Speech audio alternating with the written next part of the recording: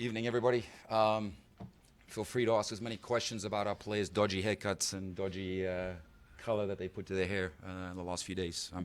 Great result for us. I was very, very happy with the performance.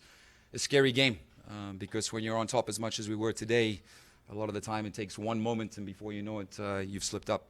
So full credit to the players. 13th game in 53 days. I've never been through that before. I'd like somebody to tell me another team that has. To show the endurance and the character that our group has showed to get through this is nothing short of remarkable. So I'm incredibly proud of our players. Yeah, we lost in Tampa, but whoop-de-doo. We bounced back today and picked up a big 3 points. So very, very proud of our group. We're heading in the right direction.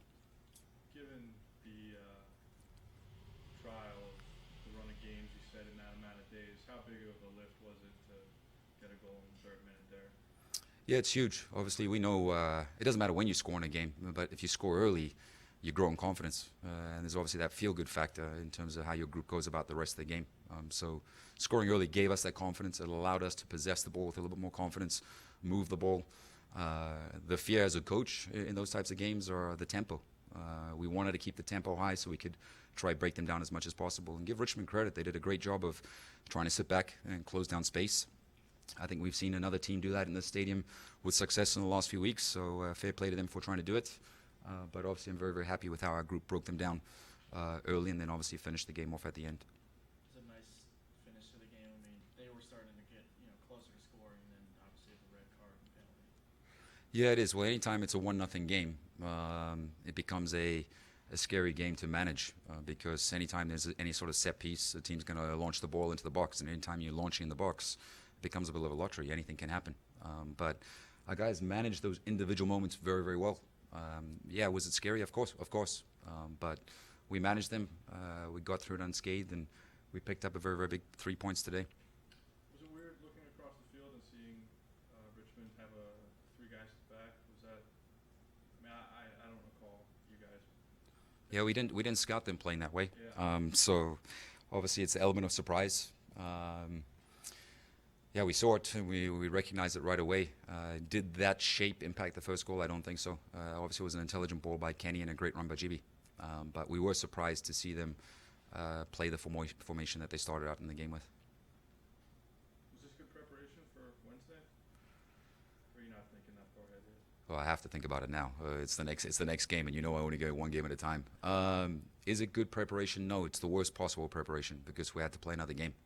So to keep playing as many games as we have is not good preparation for it, and obviously takes a toll on our players. But they've been resilient through all of the games that we've had to play. We'll have to patch them up tonight. We'll come in tomorrow and check with medical and see where our group is. I think it's a no-brainer. We'll obviously have to rotate in some respects for Wednesday. Our players are getting worn down by the sheer number of games that we're having to play. But the beauty is we don't just have 11 players. We've got more than 11 guys, and whoever goes into battle on Wednesday, we know they're going to give everything they can for our club and our city and hopefully continue on that magical run. For people that aren't at training every day, like you guys are, it was noticeable yesterday that the July 16th friendly has been canceled. Can you shed some light for fans maybe on how pervasive the fatigue is just with this run of games in the short amount of time? Yeah, they're professional athletes, our players, obviously, and they're in probably the best shape of their lives, and you would hope they're in the best shape of their lives. But to go out and exert the amount of energy that is required in our sport, what is that on average? I think we played a game every 4 days now for weeks on end. It takes its toll on your players. And there's a thing called the red zone where players they're fatigued and they're more susceptible to injury. And it's my job as the manager of this club with our medical staff to manage that. And we have to be very, very careful as to how we take care of our players. We've still got a lot of games ahead. We know Wednesday is a very, very important game for our club and for the city, but we'll have to make very, very smart decisions in terms of who is physically fit and has the energy and has the capacity to actually play in that game. We know it's a big game, of course, but the health of our players that's paramount. We don't want to lose anybody that's going to be out for the rest of the season. So it's imperative that we continue to manage them like we have been, make sure we have as close to everybody available for every single game that we play. Is it weird to think that you played Columbus and then you have to follow up with Charleston, the best team in the league, and now you have to play Miami, and a couple days later you play Louisville, second best team? Yeah, it doesn't get any easier. Obviously, we know going to Louisville next weekend is going to be very, very difficult. We're not thinking about it yet, obviously, but we know going to Miami is going to be a very, very difficult game. Miami obviously just ran the show in the NASL in the first half of the season, destroyed San Francisco last night. Who Mark DeSantis, a friend of mine who coaches them, is a great coach, and he's got a great team. I think they were second in the league. So to beat your closest rivals 7-0, we're under no illusions as to how difficult the task it is going and playing Miami at Miami. They're almost as good, if not better, than the majority of the MLS teams this year.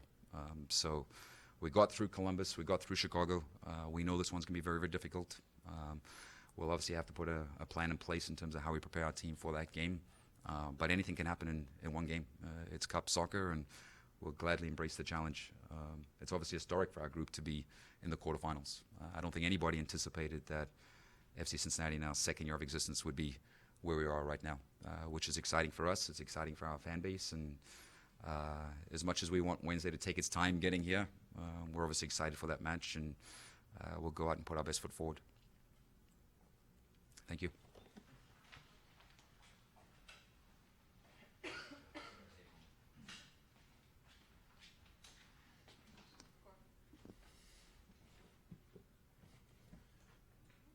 All right. Do you feel fatigued? Yeah. I mean, playing 90 minutes, games are, they're tiresome, but at the same time, you recover, and we, have many things to help with that recovery, and we'll do that in the days to come, and hopefully I'll be back to as close to 100% as I can on Wednesday, and do whatever I can for the team on against Miami.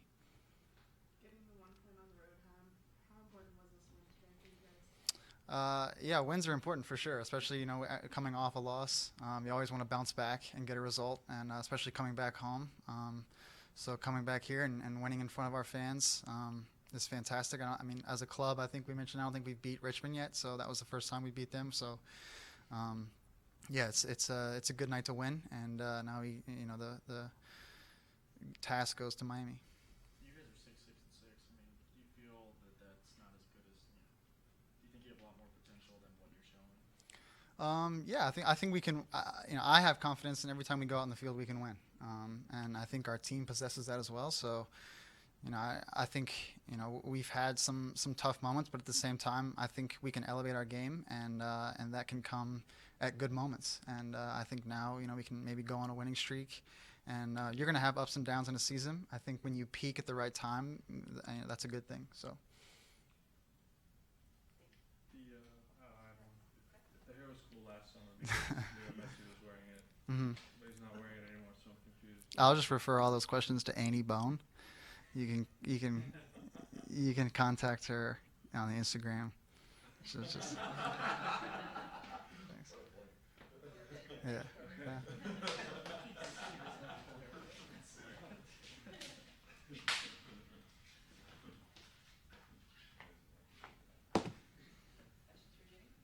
You didn't go with blonde hair this summer. No, I backed out this year. That was I didn't. First off, I didn't get the invite, but I think that was kind of a one and done thing for me. Learned from my mistakes with it last year. I'll ask you the same thing I asked Corbin. Do you feel fatigued? I mean, how are you feeling? Yeah. I mean, of course, after 90 minutes, you feel tired, but coach has done a great job managing our minutes, and we've got a lot of really good players on this roster. So we have the beauty of it is we can rotate players, and any team can get the job done. So, yeah, I mean, I came off the bench against Tampa, so I didn't get as many minutes as some players have the last couple games. So I felt fresh today, and I'm sure I'll feel fresh for Wednesday and in the future. You did everything tonight but score, and it's not the first game you've had like that. Do you feel snake bit at some times out there right now? Yeah, I mean, of course it's frustrating. Every game you want to try to score a goal. I mean, that's the job of being an attacking player, and just got to keep going, keep shooting. To use a baseball term, I mean, to break a slump, you got to keep swinging. So, yeah, just gonna keep going, keep creating chances. I thought I was extremely dangerous tonight. A little unfortunate not to get one, but short-term memory. Moving on, forget about it. Go over what I can improve on. Maybe do a little extra shooting this week, and hopefully put some in the net against Miami or Louisville. Coach said that you'd never been to this many games in such a short period. Yeah, I mean, this has been a pretty hectic schedule for sure. Whenever you make a U.S. Open Cup run, I mean, it adds a lot of games to the schedule, which is difficult to manage for sure. But we got a great training staff, great medical staff, so we're doing everything we can to stay as fresh as possible, and the rotation has helped a lot as well. So yeah, I mean, we're fine. We got a large roster, a lot of talented players, and we're gonna make the most of the situation. And then just out of curiosity, I mean, you guys had 30 games last year, and now you have 32. To fans, it's just 2 more games. But can you guys actually tell a difference with that? Not honestly, not really. I mean, just the beauty of it, we get one more home game, one more game to play in front of these fans. So no, I mean, I think two games is pretty negligible. How did playing in Florida this past week, do you think with that humidity, now playing at Miami, do you think that kind of helped you get used to the humidity there? Yeah, definitely. It's a different beast down there for sure.